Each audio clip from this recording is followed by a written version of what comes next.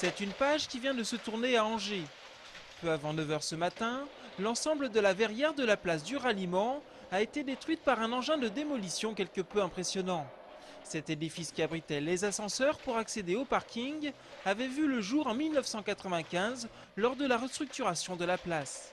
Avec l'arrivée du futur tramway, une nouvelle place entièrement piétonne verra le jour dans un peu plus d'1 an.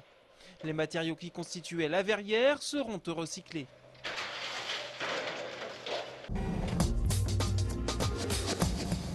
15 millions d'euros, c'est le chiffre du jour et c'est la somme que la ville d'Angers veut investir en 2009 et 2010 pour accélérer la construction de logements sociaux. Ce dossier est examiné ce soir par les élus du conseil municipal. Dans les grandes lignes, retenez notamment que les bailleurs sociaux comme Angers Habitat se verront proposer des aides financières qui doivent leur permettre d'augmenter leur rythme de construction. Pour les particuliers accédant à la propriété, des enveloppes allant jusqu'à 6 000 € par logement sont par ailleurs prévues. À travers cette opération, la ville d'Angers souhaite également favoriser l'arrivée de nouvelles constructions sur des zones bien précises. Avec l'arrivée du tramway, nous souhaitons accélérer la production de logements sociaux. Donc c'est vrai qu'autour des stations du tramway, il y a là un axe privilégié pour nous pour accélérer la construction de ces logements. Ces 15 millions vont permettre d'accélérer la production d'environ 1000 logements sociaux sur la ville. Ce sont des logements qu'on aurait fait, mais qu'on va faire beaucoup plus vite. Du côté de l'opposition municipale, plusieurs élus ont d'ores et déjà annoncé qu'ils voteraient en faveur de ce projet, tout en regrettant cependant qu'un effort ne soit pas fait pour faire baisser les prix des loyers payés par les Angevins aux bailleurs sociaux. L'idée, c'est tout simplement d'éviter une hausse, puisqu'il y a des hausses qui sont prévues cette année des loyers dans l'habitat social, ou une hausse des taxes tout simplement, des charges. Donc faire en sorte que la ville participe à un fonds social du logement, hauteur de 2 millions d'euros, ça fait 15% de l'enveloppe de l'investissement évoqué tout à l'heure, pour accompagner les Angevins. A noter que la ville d'Angers souhaite également mettre à profit ce programme pour faire émerger de nouveaux types de logements utilisant des matériaux innovants, comme par exemple le bois, ce qui est déjà le cas de certaines constructions d'Angers Habitat aux abords du parc de la Garenne. Cela fait déjà 22 jours qu'il rame seul en plein milieu de l'Atlantique. Éric Lenné est le seul Angevin qui participe à la course Bouvet-Rame-Guyane. Une course qui réunit 22 skippers représentant chacun une entreprise. Éric Lenné, lui, est agent de maîtrise chez les menuiseries Bouvet à la Membrol-sur-Longuenay. Les skippers sont partis du Sénégal et ils doivent rallier la Guyane. Ils sont au tiers du parcours. Aujourd'hui, Éric Lenné est 5e.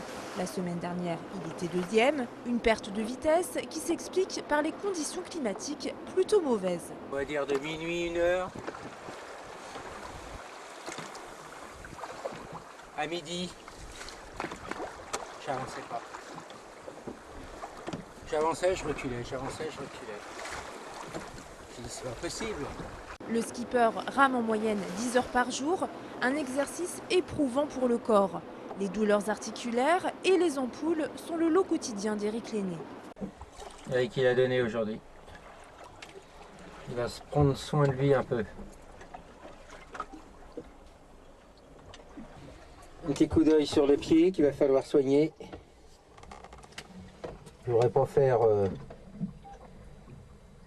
Mais ça c'est une ampoule. Les rameurs atteindront les côtes guyanaises d'ici une quarantaine de jours. Pour le moment, ils sont en retard d'une petite semaine sur le timing de la première édition.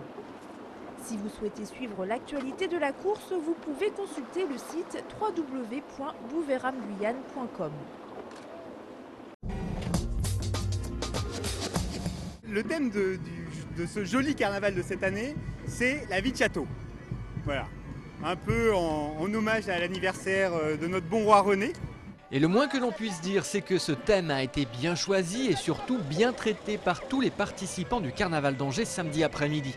Ambiance médiévale en compagnie du roi et de la reine du carnaval, une touche d'émerveillement et bien sûr beaucoup de folie. À quoi ça sert un carnaval ? À sortir de chez soi déjà. À s'amuser, à se lâcher, à suivre un mouvement, à s'amuser quoi. Voilà, à sortir des sentiers battus parce qu'on peut pas aller au travail avec ça sur la tête. Ça, c'est sûr. En tout cas, certains ont trouvé l'occasion excellente comme cette jolie princesse sur son char. Une princesse pas vraiment farouche, prête à se jeter dans la gueule du dragon au grand désespoir de ses gardes. Et vous voyez pas, il y a le dragon qui attaque là, tout un merdaille qui est à côté, qui a même pas peur là. Non plus, le peuple angevin n'a pas eu peur, mais il a plutôt bien rigolé tout au long d'un cortège qui inspire... La folie. Ouais, ils ont l'air tous fous, hein. Ouais, c'est super. Prêtres défroqués, mini château fort poussette, bouffons en tout genre, et même, tenez-vous bien, des petits soldats de bois originaires du quartier. Moi je suis Lancelot du lac de Maine. Oh. Ah oui. Et oui, on ne s'est pas ennuyé sur le parcours du carnaval. Parti du château, il a traversé la ville. Et pour l'accompagner, heureusement, il n'y avait pas que des gnomes. Une princesse. Alors c'est comment une princesse? C'est joli.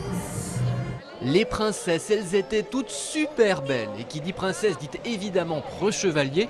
On en a même rencontré un vrai, il s'appelle Léon, cœur de lion. Eh ben, faut sauver la princesse. Et comment on fait pour sauver la princesse? On tue les méchants. Et ça, Léon, il sait faire. Mais il n'est pas le seul.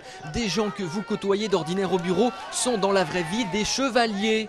Ou alors c'est l'inverse. Bref, comme dirait Pépin, aucun pépin de parcours. En fin d'après-midi, le carnaval a traversé tranquillement la Maine. Ambiance.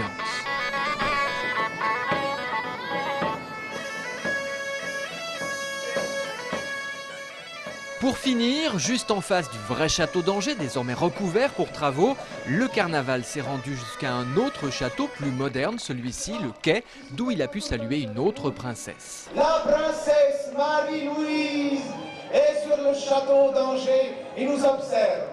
Est-ce que vous pensez qu'on s'amusait autant du temps du roi René? Ah, je sais pas, je peux pas vous le dire. Hein. On était près à cette époque-là. Une chose est sûre, en 2009, crise ou pas, on sait encore s'amuser. Le carnaval d'Angers vous salue bien.